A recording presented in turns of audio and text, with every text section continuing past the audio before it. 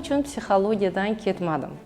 Umuman olib qaraganda ikkinchi mutaxassisligim psixologman, hattoki bu yo'nalishda juda katta loyihalarni amalga oshirishga muvaffaq bo'lganman. Bulardan maqtana oladiganim Shayx hazratlarning qizlari Odina ustoz bilan amalga oshirgan Baxtiyor oila deb nomlangan bir necha turkumli katta mega seminar treningimiz hattoki bo'lib o'tgan. Lekin birinchi eng yaxshi ko'rgan sevimli mutaxassisligim bu pedagogika yo'nalishi va bu yo'nalishda tadqiqot ishlarini ham amalga oshirganman.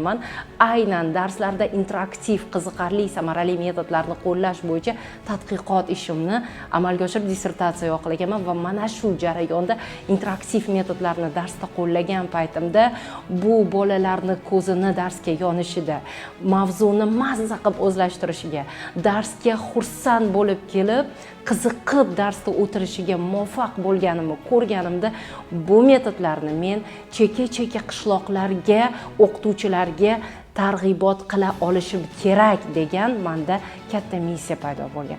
Va shuning uchun ham bu ilmlarni aynan natijasini men ko'rdim va o'qituvchilar ham qo'llab bu natijani ko'rishlarini juda ham xohladim. Shuning uchun men tanlagan yo'l bu pedagogika yo'li bo'ldi, lekin psixologiya bu yo'lda menga juda katta ko'mak berayapti.